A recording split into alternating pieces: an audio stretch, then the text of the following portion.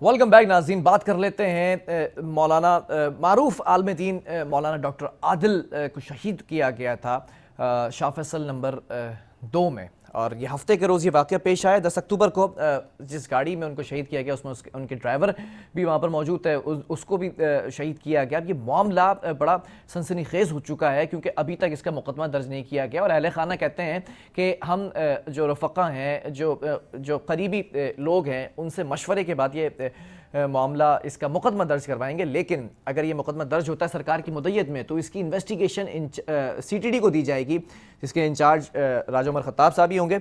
लेकिन मामला इस वक्त डिस्कस करना है कि सिंध हुकूमत पर कड़ी तनकीद की जा रही है। जब मारूफ आलिम दीन को सिक्योरिटी थ्रेट्स थे तो उनको सिक्योरिटी क्यों नहीं प्रोवाइड की गई, उसका जवाब भी दिया सईद गनी साहब ने कि असिस्मेंट जो हमारे पास एक कमेटी है, थ्रेट असिस्मेंट कमेटी, उसकी वजह से हम खासा परेशान हैं कि किसको दी जाए सिक्योरिटी, किसको नहीं दी जाए। और ये भी निशानदेही की कि एक मारूफ आलिम दीन और हैं, 8 माह से उन्होंने रिक्वेस्ट की हुई है कि मेरी जान को ख़तरा है और हमें सिक्योरिटी प्रोवाइड की जाए, लेकिन हम नहीं दे पा रहे कुछ वजूहात की बिना पर। फिर कुछ और मामला भी सामने आए जब ये मामला सियासी होता नजर आया। इसमें बैरूनी मुल्क की जो इन्वॉल्वमेंट थी वो भी दिखाई थी। मामला कहाँ तक पहुँचा है, क्या अपडेट्स है, अब तक कितनी इन्वेस्टिगेशन हो चुकी है, CCTV फुटेज भी सामने आई है, इसी पर बात करेंगे। हमारे साथ नुमाइंदा K21 न्यूज़ सौलत जाफरी इस वक्त लाइन पर मौजूद। सौलत, जानना चाहूँगा इस पूरे मामले की रोदात। जी बिल्कुल, 10 अक्टूबर के रोज शाह फैसल के इलाके में मौलाना आदिल खान पर कातिलाना हमला हुआ, जिसके अंदर वो जहाँ पर ना हो सके और वाक़े पर ही शहीद हो गए थे। वाक़े की तफ्तीश का सिलसिला जो है वो जायवकवा से शुरू हुआ था, जिसमें 5 खून बरामद किए गए थे। फॉरेंसिक के लिए वो तमाम खून भिजवा दिए गए थे। अभी इस वक्त मैं आपको बताऊं, अगर तफ्तीश की सूरत हाल से तो वाक़े का मुकदमा ताहाल दर्ज नहीं किया जा सका है। मौलाना के अहले खाना का कहना है कि हम किसी किस्म की भी जो है वो कोई जो है वो कंप्लेन नहीं कराना चाहते।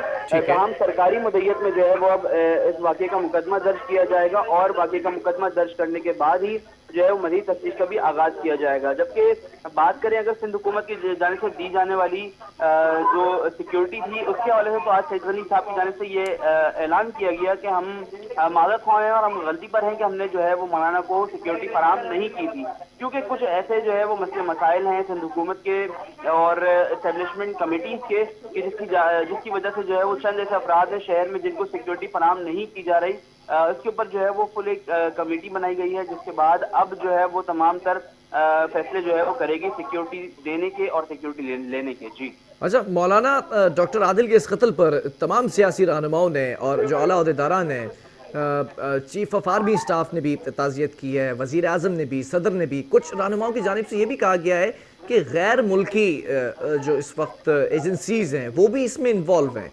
क्या अभी तक इन्वेस्टिगेशन में कुछ ऐसी चीज़ सामने आई है?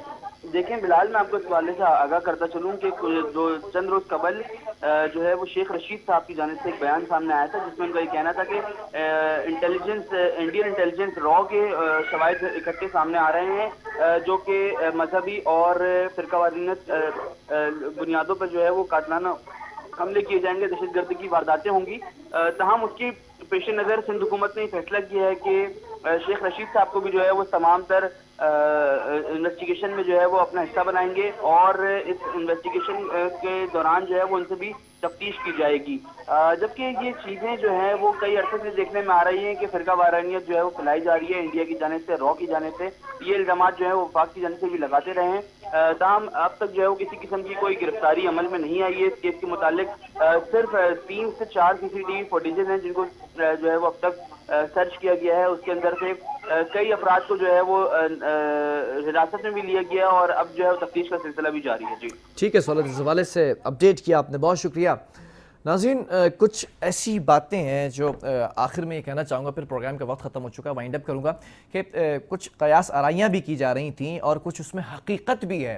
और ये कहा जा रहा है कि गैर मुल्की एजेंडा ये है कि फ़िरका वारियत को इस वक्त फ़रोग़ दिया जाए, और ये जो जंग है اس میں یہ غیر ملکی ایجنسیز جو ایجنسیز ہیں انٹیلیجنس ایجنسیز غیر ملکی وہ اس میں تیل چھڑکنے کا کام کر رہی ہیں فرقہ واریت. اور کسی بھی فرقے سے آپ ہوں ایک چھوٹی سی ریکویسٹ یہ کہ سوشل میڈیا کے اوپر یہ جنگ چھڑتی ہے اور پھر انفرادی طور پر یہ گھروں تک یہ آگ پہنچ جاتی ہے. تو کسی بھی قسم کا مواد شیئر کرنے سے پہلے ذرا سوچ لیں کہ آپ کے اپنے گھر میں بھی اتنے پیارے بیٹھے ہوئے ہیں, کہیں آپ جذباتی ہو کر کوئی ایسا مواد شیئر کر دیں. بے شک آپ صحیح ہوں لیکن یہ جو جنگ ہے کچھ ایسے عناصر موجود ہیں یہاں پر ہمارے ہی بیچ کالی بھیڑے موجود ہیں جو اس جنگ میں آگ میں تیل چھڑکنے کا کام کر رہے ہیں. تو ان چیزوں سے تھوڑا سا بچا جائے اور اجتناب کیا جائے تو افاقہ ہو سکتا ہے. بہرحال پروگرام کا وقت ختم ہوا, آپ کے فیڈ بیک کا میں منتظر ہوں. آپ نے اپنا فیڈ بیک مجھ تک ضرور پہنچانا ہے. جب تک کے لیے بلال خان اور میری پوری ٹیم کو دیجیے اجازت. اللہ حافظ.